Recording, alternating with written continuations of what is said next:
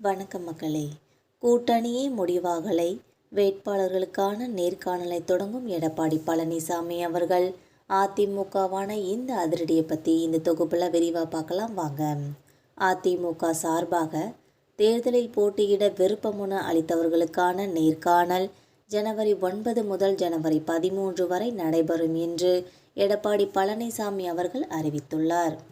சென்னை ராயப்பேட்டையில் உள்ள அதிமுக தலைமை அலுவலகத்தில் நேர்காணல் நடக்கும் என்றும் முதல் நாளில் கோவை, நீலகிரி மற்றும் திருப்பூர், நாமக்கல் மற்றும் சேலம் மாவட்டங்களுக்கான நேர்காணல் நடக்கும் என்று அறிவித்துள்ளார்.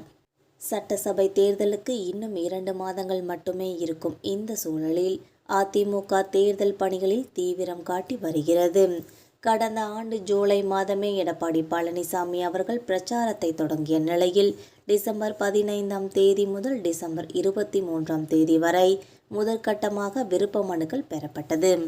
இதையடுத்து மீண்டும் டிசம்பர் 28 முதல் 31 வரை 2ஆம் கட்டமாக விருப்ப மனு பெறப்பட்டது.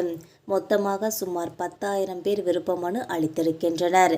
அதில் எடப்பாடி பழனிசாமி அவர்களின் பெயரில் மற்றும் சுமார் 2700 விருப்ப மனுக்களும், கேரளா மற்றும் புதுச்சேரி தேர்தலில் போட்டியிட சுமார் 1000 பேரும் விருப்ப மனு அளித்துள்ளனர். இந்த நிலையில் அடுத்த கட்டமாக விருப்ப மனு கொடுத்தவர்களுக்கான நேர்காணலை எடப்பாடி பழனிசாமி அவர்கள் நடத்த உள்ளார் என்பது குறிப்பிடத்தக்கது. சென்னை ராயப்பேட்டையில் உள்ள அதிமுக தலைமை அலுவலகத்தில் ஜனவரி 9 முதல் 13 வரை விருப்ப மனு அளித்தவர்களுக்கான நேர்காணல் நடத்தப்படும் என்றும் எடப்பாடி பழனிசாமி அவர்கள் அறிவித்துள்ளார். அதன்படி ஜனவரி 9ஆம் தேதி கோவை மாநகர், கோவை புறநகர், நீலகிரி, திருப்பூர், நாமக்கல் மற்றும் சேலம் மாநகரைச் சேர்ந்தவர்களுக்கு நேர்காணல் நடத்தப்பட உள்ளது. தொடர்ந்து அதே நாளில் சேலம் புறநகர், ஈரோடு, கரூர், திண்டுக்கல் மற்றும் கிழக்கு மற்றும் மேற்கு பகுதிகளை சேர்ந்தவர்களுக்கு நேர்காணல் நடக்க உள்ளது. ஜனவரி 10ஆம் தேதி காலையில் கன்னியாகுமரி, தஞ்சாவூர், சிவகங்கை, ராமநாதபுரம், நெல்லை, விருதுநகர் மாவட்டங்களைச் சேர்ந்தவர்களுக்கு நேர்காணல் அளிக்கப்பட உள்ளது. பின்னர் மாலையில் திருவாரூர், மதுரை, தேனி, புதுக்கோட்டை மாவட்டங்களைச் சேர்ந்தவர்களுக்கு நேர்காணல் நடக்கிறது.